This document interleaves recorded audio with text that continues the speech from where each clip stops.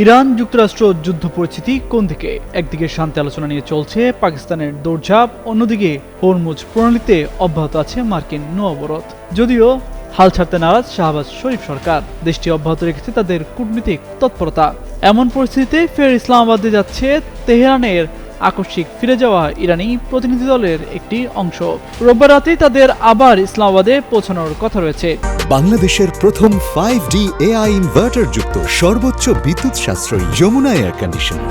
ইরানের রাষ্ট্র সংবাদ সংস্থা ইরনার বরাত দিয়ে তথ্য জানিয়েছে তাসনিম নিউজ এজেন্সি। প্রতিবেদনে বলা হয়েছে, ইরানের পররাষ্ট্রমন্ত্রী আব্বাস আরাকচির সঙ্গে ইসলামাবাদ সফরে যাওয়া এই প্রতিনিধি দল যুদ্ধ নিরসনের বিভিন্ন ইস্যু নিয়ে নীতি নির্ধারকদের সঙ্গে আলোচনার জন্য তেহরানে ফিরে গিয়েছিল।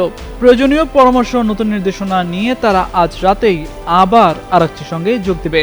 বর্তমানে পাকিস্তানের মধ্যস্থতায় ইরান ও যুক্তরাষ্ট্রের মধ্যে চলমান উত্তেজনা এবং যুদ্ধ বন্ধের প্রক্রিয়া নিয়ে ইসলামাবাদে আলোচনা চলছে।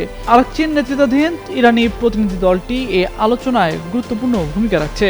এর আগে শনিবার ইসলামাবাদে পাকিস্তানের প্রধানমন্ত্রী শাহবাজ শরীফ ও সেনাপ্রধান আসিম মনির সহ শীর্ষ কর্মকর্তাদের সঙ্গে বৈঠক করেন আরাকচি। বৈঠকে আঞ্চলিক পরিস্থিতি ও দ্বিপাক্ষিক সম্পর্ক নিয়ে আলোচনা হয়।